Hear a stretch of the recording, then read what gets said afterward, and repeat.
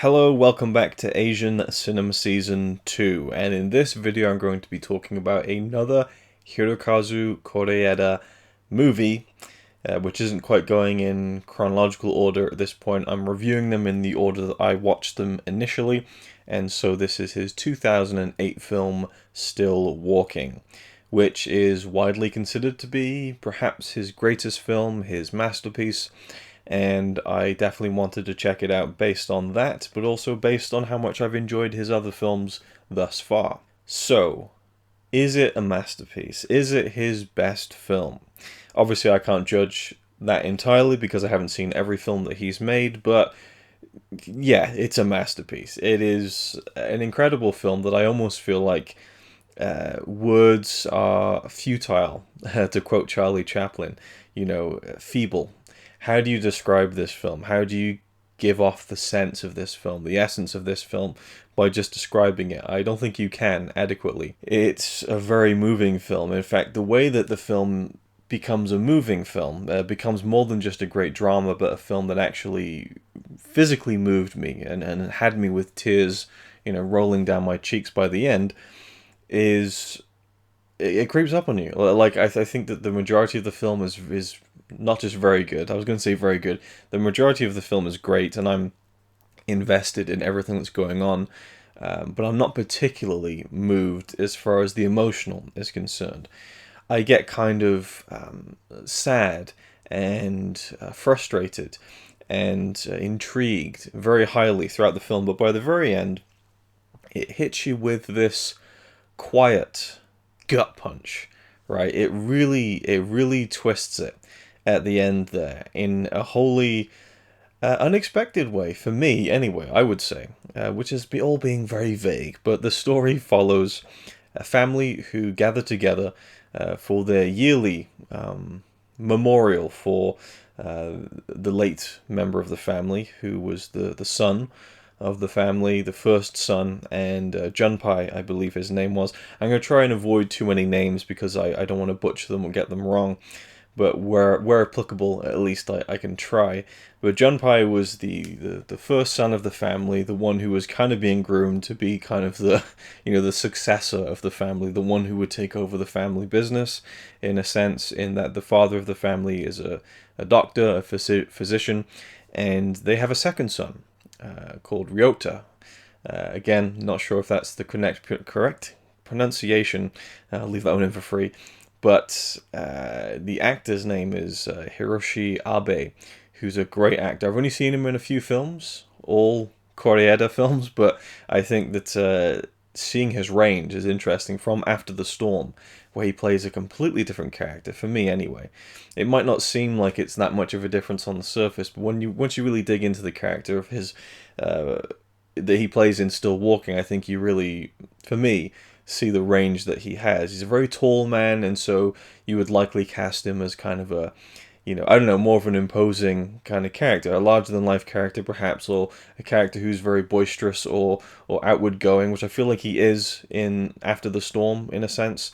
But regardless, in Still Walking, he's very reserved and quiet up to a point, and you really get the sense that this is a person who has a lot on his mind. He's got a lot on his plate, Ryota. And he is visiting his mother and father for this, yearly annual memorial for his late brother, with his new partner, who is a widow, and she has a child of her own, who he brings along. So he's kind of introducing his family to his new partner and her child, at the same time as visiting this very fraught family reunion. It isn't you don't get the sense that they all enjoy this yearly memorial, that they're like, oh, this is nice that we get to get together and remember our son, brother. There's also a sister in the family, and she brings her family along too, so there's quite a few characters in the mix, and the film primarily takes place over 24 hours at the family household. And the actress who plays the mother of the family is the wonderful Kirin Kiki, who is a staple of Kore-eda's films, and passed away a couple of days after I watched the movie, which was it really hit me hard, I think. And not in a sense that I was, like really sad or emotional, but just like, oh, wow.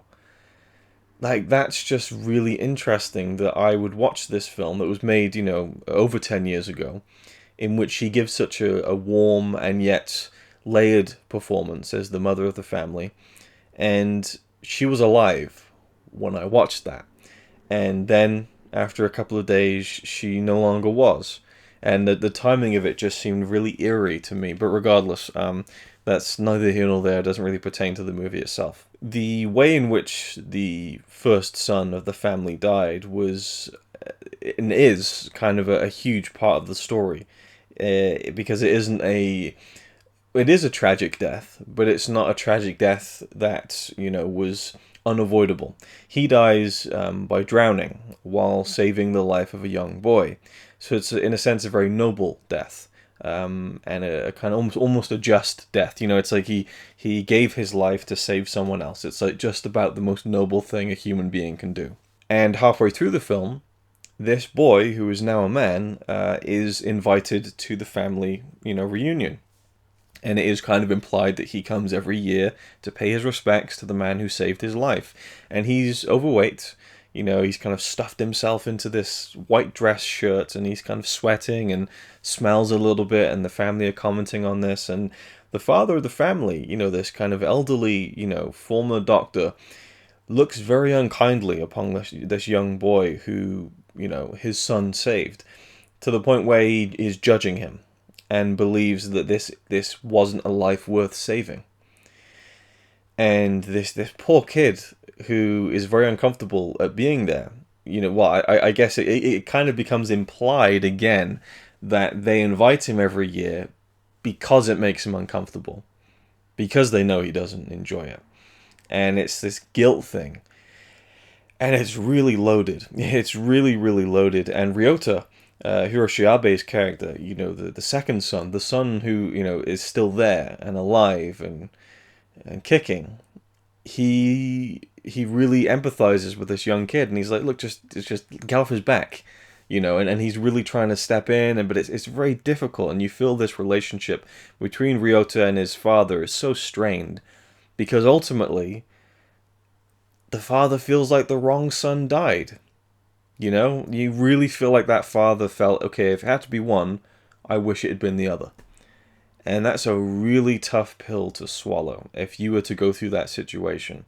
And it's not like anyone outright, comes out and says this in a way, but it's written all over the performances of all the tremendous actors in the film. I think everyone does a great job, particularly Hiroshi Abe and the actor who plays the father, and also Akira and Kiki. So the parents and the kind of second son for sure, because they're the more focal points of the story, and of the family itself as well.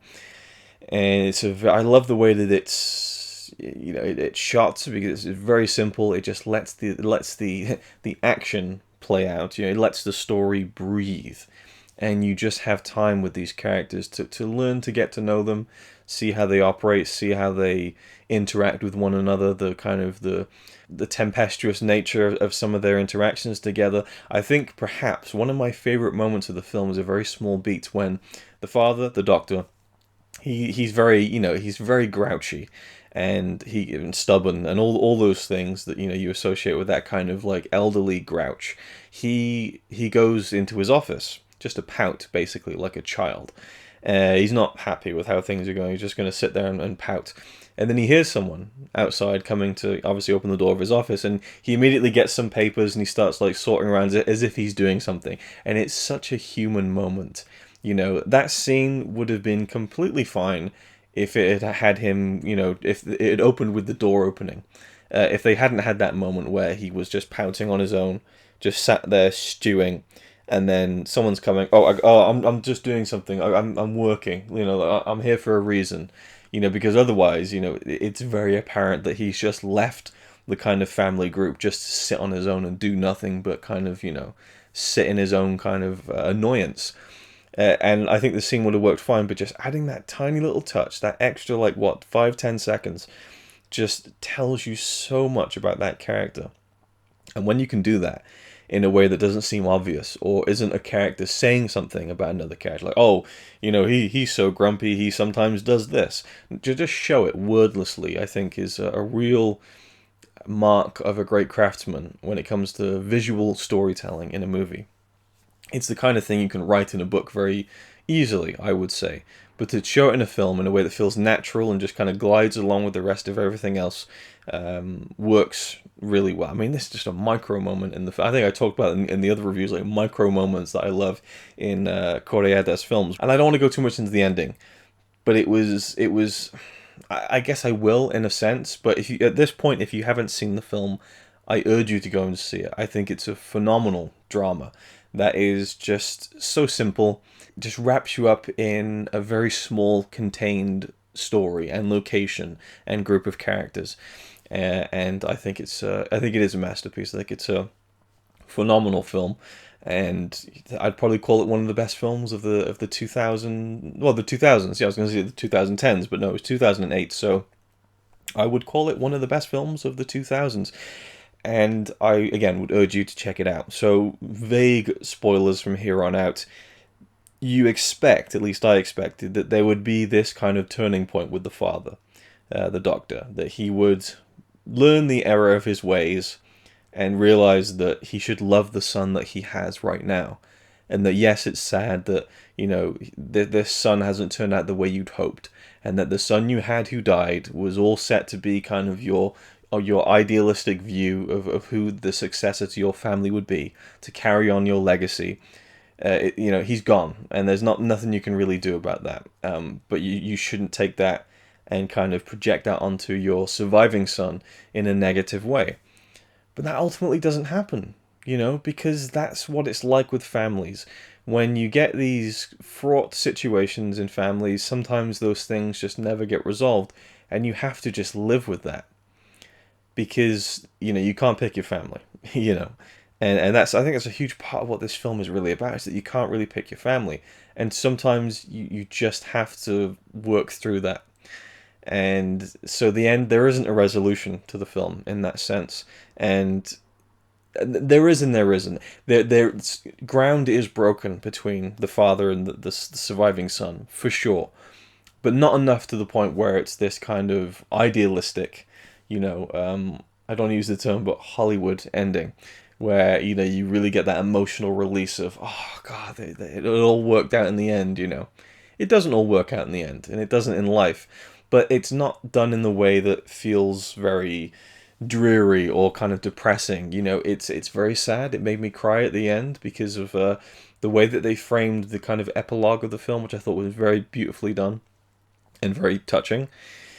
It's not kind of in the way I expected, but it was in a way that I thought was really true to life and to those characters as well. I think it would have betrayed the sense of realism the film would already establish for like an hour and 50 minutes if it had kind of just gave you that kind of turn at the end where, okay, everything's all right now, at least we resolved everything. It doesn't always work out that way, and there's so much you could talk about with this film. I'm not going to go into it further than that, really, but suffice it to say, I think it's a phenomenal film. My favorite is still Our Little Sister, but I think this is a far superior film to that.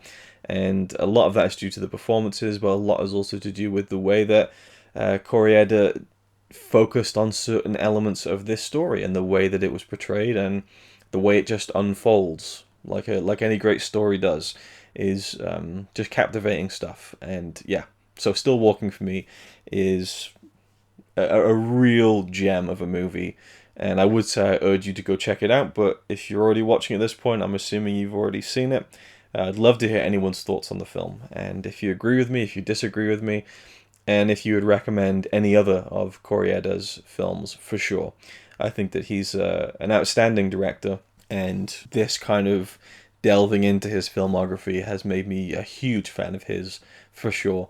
And and I think I'll probably cover a couple more of his films before we end this Asian Cinema Season 2, which at the recording of this video has been going on for many, many months. Like, it's been very fractured and split, and almost like the family. And so, yeah, and again, shout out to Kiran Kiki, who I think is just wonderful, and she's so great in this film. And, at least we have those great performances Very sad that she passed away, but you know, that is the way of things, I suppose. And I'm just glad that an actress of her talent got to work with a director as great as Kore-eda, who I dare say probably maybe brought out the best in her. Again, I've not seen her in anything outside of his works, so she may have done amazing stuff in other films I've not seen. So, bit of a bold statement to make when I don't have the overall picture in front of me, but you know, she just really seems to shine in his movies, and I'll leave it there. So thanks for watching. I'll see you in the next one. It's alright by me. Apart from the fact he throws cans of Carlin into a tree. Yeah, he's really cool. Yeah, he's really cool. But he's not quite as cool as you.